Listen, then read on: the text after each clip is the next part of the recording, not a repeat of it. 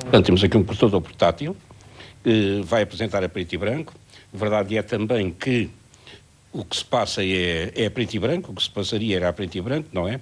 Era entre luz e não ter luz, quando o sol fosse coberto pela lua, e veio a propósito lembrar, porque a maior parte das pessoas sabe, mas há sempre quem não saiba disto. E ainda ontem me fizeram uma pergunta dessas. Porquê é que acontecem os eclipses? É porque a lua se interpõe entre o sol e a terra.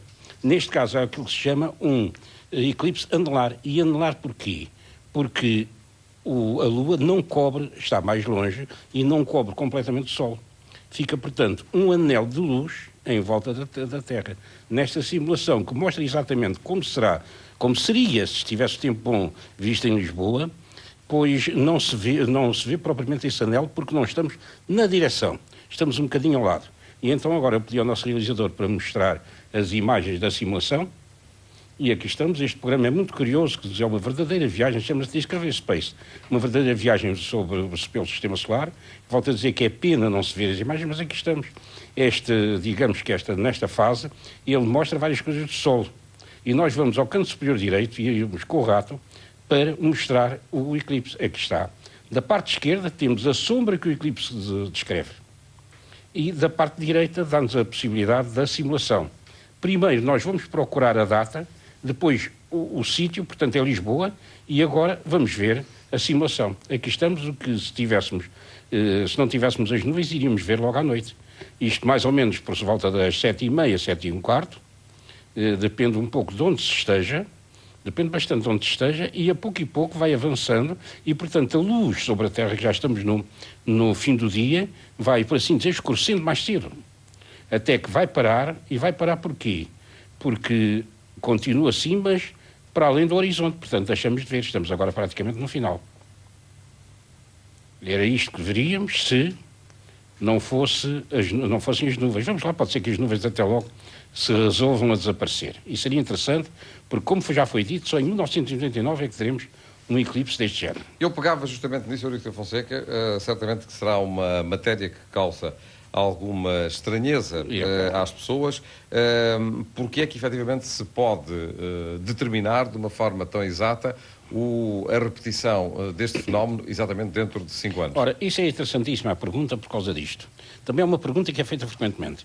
É que o movimento dos astros é que determina, é tão exato, tão correto e consegue-se calcular tão perfeitamente que é aquele que no final nos acerta os relógios. Portanto, ainda melhor que o próprio relógio, podemos seguir o movimento dos astros e dizer quando é que as coisas acontecem. Mas é interessante, eu creio que nunca foi aqui falado. Porquê disso? Porque eles são regulares em si.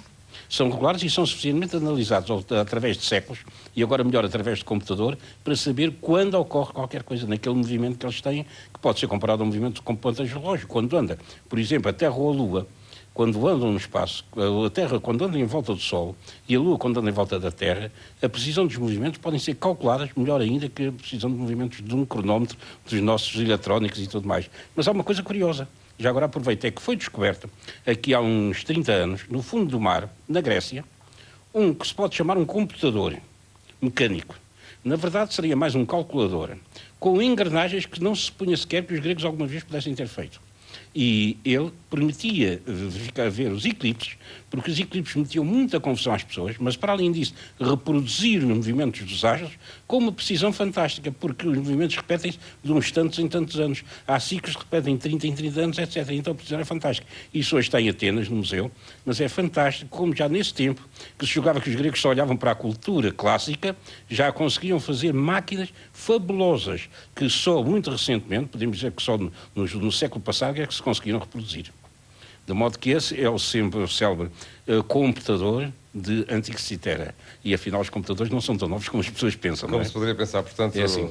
Astronomia, astrologia... Bem, há isso na astronomia e astrologia, e evidentemente toda a gente sabe que a astrologia não considera uma ciência, é uma vergonha, não é uma ciência, é um símbolo da ignorância do nosso tempo e da busca também de coisas desconhecidas. Mas que, infelizmente, apesar de tudo, continua com uma grande divulgação. Exato, não é? Continua muito, enfim, e confundem essas coisas agora. Até apareceram, disse que eram cientistas, é falso.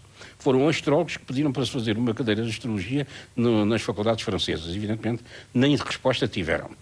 Mas a questão que houve foi esta, é que, quanto à astronomia, mesmo neste tempo, dava-se muita importância aos eclipses. Ainda hoje muita gente receia os eclipses, que quando eles são, e isto é grande, quando eles são muito, muito longos, não é?